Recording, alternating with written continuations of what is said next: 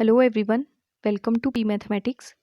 इस वीडियो में हम CSIR नेट 30 नवंबर 2020 से रियल एनालिसिस के पार्ट बी के जो क्वेश्चंस आए हैं उनके सॉल्यूशन देखेंगे। अगर आपको सॉल्यूशन समझ आए तो प्लीज़ लाइक करें, शेयर करें और चैनल को सब्सक्राइब करें। देखिए question, s equal to 1/2 minus 1/3 into 1 factorial plus 1/4 into 2 factorial minus 1/5 into 3 factorial plus so on is equal to. First option है 2 minus 1/e, second 1 minus 2/e, third 2/e minus 1 and fourth 1/e minus 2। तो ये बताना है ये जो value होगी इस series की वो इनमें से किसके इक्वल आएगी। देखिए सॉल्यूशन। देखिए हमारे पास s क्या दिया हुआ है 1/2 minus 1/3 into 1 factorial plus 1/4 into 2 factorial minus 1/5 into 3 factorial and so on.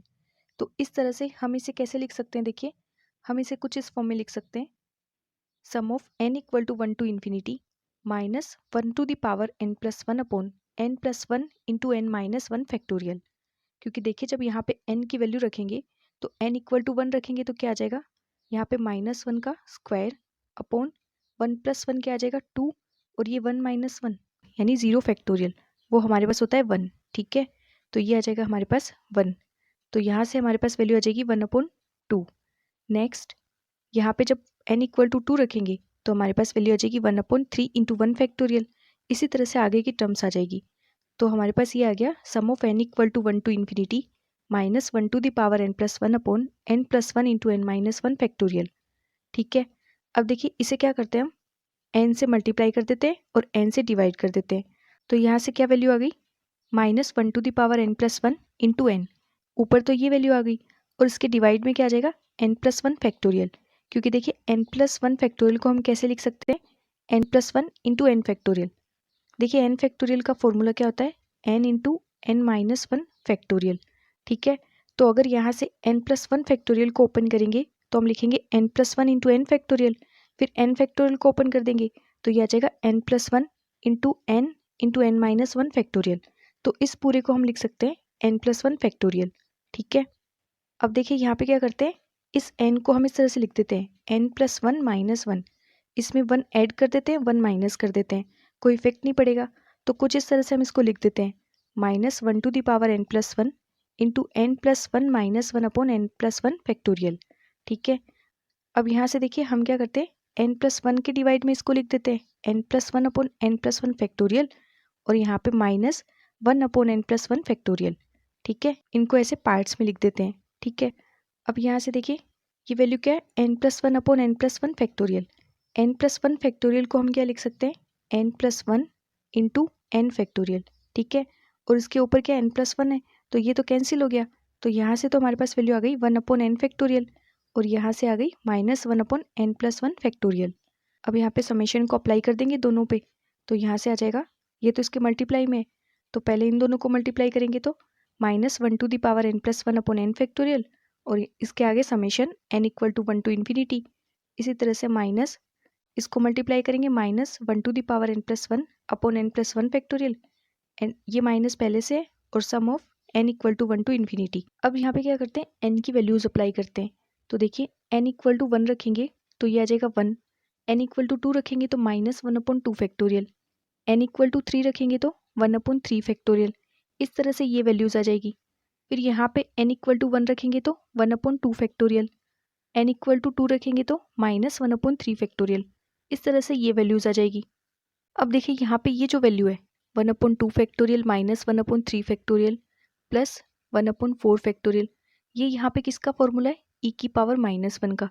क्योंकि देखिए e की पावर -x उसका फॉर्मूला क्या होगा 1 minus x plus x square upon 2 factorial minus x cube upon 3 factorial.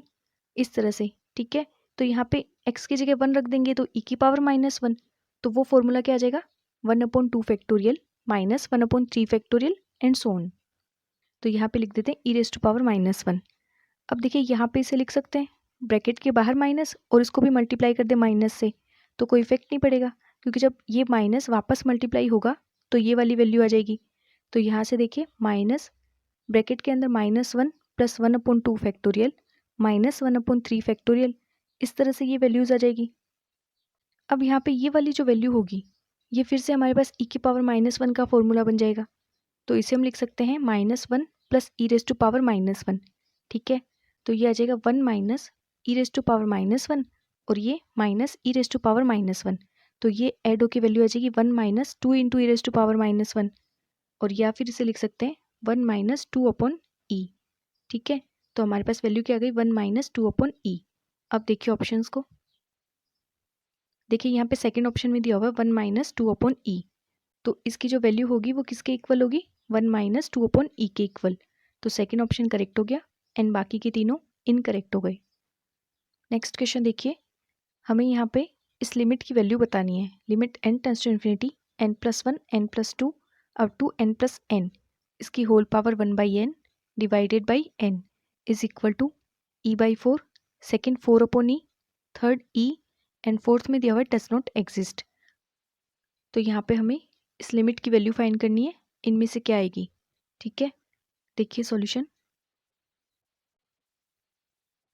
देखिए हमारे पास जो क्वेश्चन दिया हुआ है यहाँ से अगर देखें तो an की वैल्यू हमारे पास क्या दी हुई है n+1 into n+2 up to 2n। n+n को लिख सकते हैं 2n divided by n to the power n। ठीक है, तो हमें कुछ इस फॉर्म में लिमिट की वैल्यू पूछी हुई है। Limit n tends to infinity an की पावर 1/n। हमें यहाँ पे इसकी वैल्यू बतानी है क्या होगी, और जहाँ पे हमारे पास an की वैल्यू है n+1 into n+2 up to 2n/n to the power n। तो यहाँ से हम वैल्यू फाइंड कर लेते हैं limit n tends to infinity an+1/an। ठीक है, तो इसकी जो वैल्यू होगी वो इसका आंसर होगा।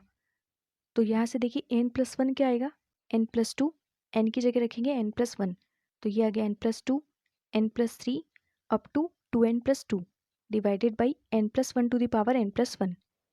वैल्यू फाइंड करते हैं limit n tends to infinity an+1/an इसके डिवाइड में ये वाली वैल्यू रखनी है। तो यहाँ से जब इसको सॉल्व करेंगे तो हमारे पास कुछ इस फॉर्म में वैल्यू बचेगी 2n+1 2n+2 upon n+1 into n to the power upon n+1 to the power n+1। ठीक है, अब देखिए यहाँ से हम क्या करते हैं n कॉमन ले लेते हैं, इसमें से भी n कॉमन लेते हैं और यहाँ से भी n कॉमन लेते हैं। तो ये आ जाएगा n² into 2+1/n into 2+2/n। और देखिए इसके डिवाइड में ये n+1 और इसे क्या लिख सकते हैं हम n+1 into n+1 to the power n। तो ये n+1 और ये n+1 तो ये क्या आ जाएगा हमारे पास n+1²। यहाँ से n² कॉमन लेके लिखेंगे तो 1 + 1/n होल स्क्वायर।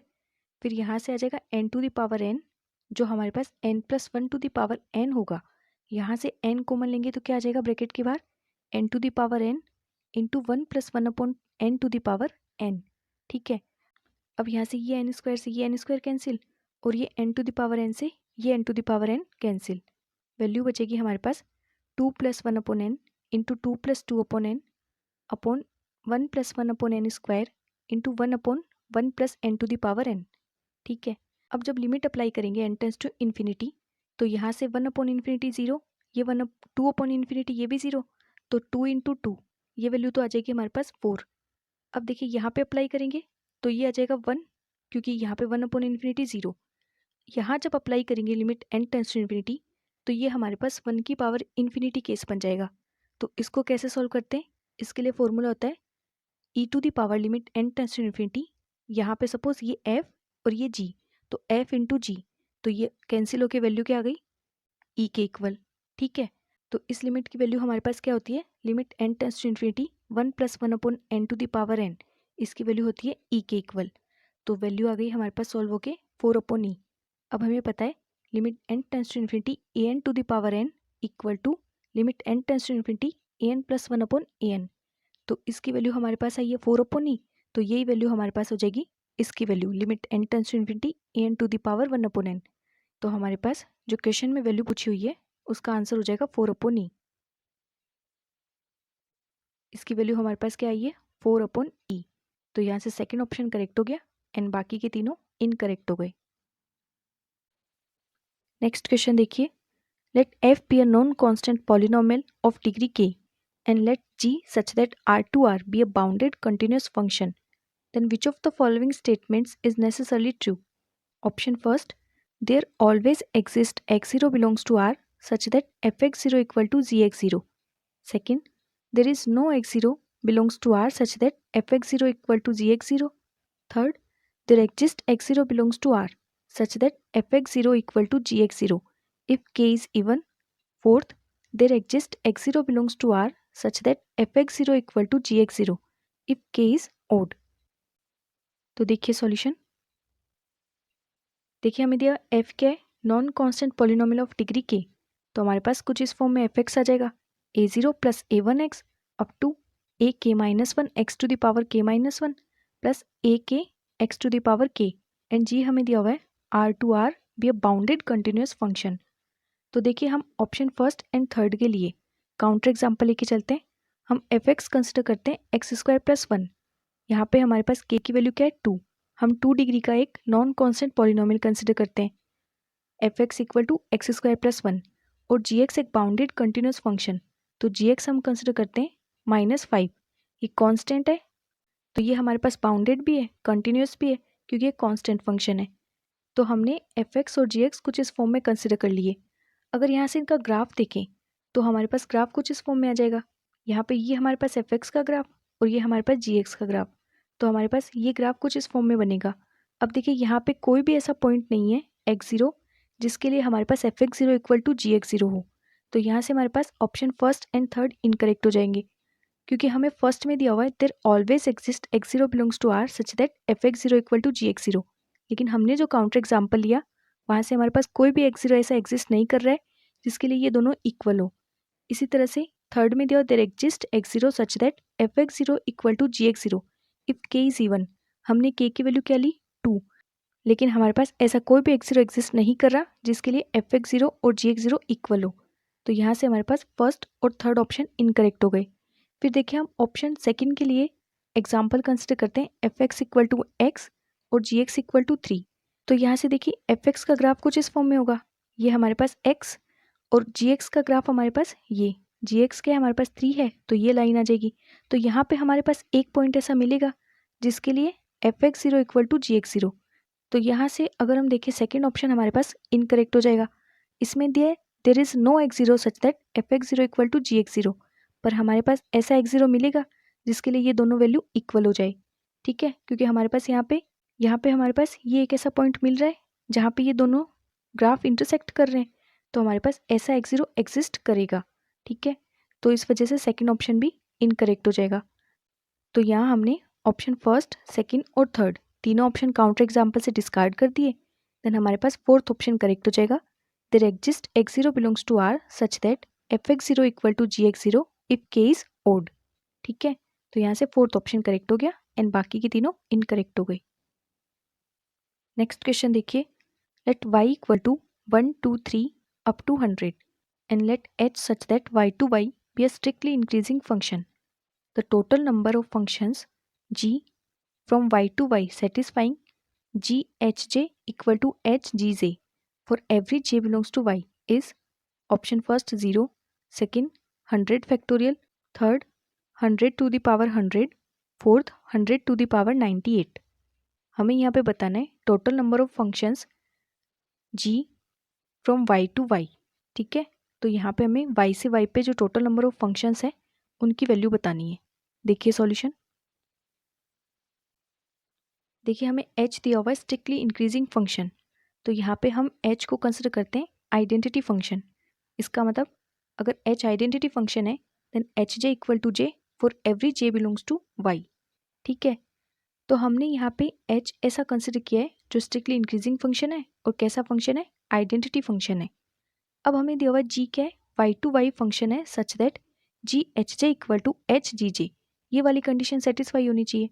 तो देखिए अगर हम यहाँ पे देखें जी हमारे पास है y टू y पे एक फंक्शन है, तो यहाँ पे अप्लाई करते हैं h हमने लिया आइडेंटिटी फंक्शन, तो यहाँ से हम लिखेंगे G H K for every K belongs to y equal to H G K, ये हमारे पास कंडीशन सेटिस्फाई होनी चाहिए। अब देखिए h के आइडेंटिटी फंक्शन है तो h के इक्वल टू हमारे पास क्या आ जाएगा k के इक्वल आ जाएगा, तो ये आ गया हमारे पास, यहाँ से वैल्यू आ गई जी के, ठीक है, एच जी के। अब देखिए एच जे हमारे पास क्या आ रहा है जे, क्योंकि h आइडेंटिटी फंक्शन है तो एच जी के किसके इक्वल आ जाएगा जी के इक्वल, तो इसका मतलब हमने जो फंक्शन लिया है उससे ये वाली कंडीशन भी सेटिस्फाई हो रही है। यहाँ से हमें मिल गया ना जी के equal to G K for every k belongs to y। तो हमने फंक्शन लिया है h कैसा, आइडेंटिटी फंक्शन, ठीक है, और ये वाली कंडीशन भी सेटिस्फाई हो रही है। तो यहाँ से अब हमें बताना है total number of functions g from y to y। तो देखिए हमें पता है total number of functions from a to b, उसके लिए हमारे पास फॉर्मूला क्या होता है, cardinality of b to the power cardinality of a। और यहाँ पे अगर y की कार्डिनलिटी देखें तो वो क्या है हमारे पास, cardinality of y equal to 100। तो यहाँ से हमारे पास total number of functions from y to y वो किसके इक्वल आ गया, cardinality of y to the power cardinality of y की कार्डिनलिटी 100 है, तो यहाँ से हमारे पास आ गया कार्डिनलिटी ऑफ g या फिर total number of functions from y to y equal to 100 to the power 100। तो देखिए इसके हेल्प से हमारे पास 3 ऑप्शन डिस्कार्ड हो गए। हमारे पास ऑप्शन फर्स्ट, सेकेंड और फोर्थ, ये तीनों ऑप्शन डिस्कार्ड हो गए। देन यहाँ से हमारे पास थर्ड ऑप्शन करेक्ट हो जाएगा।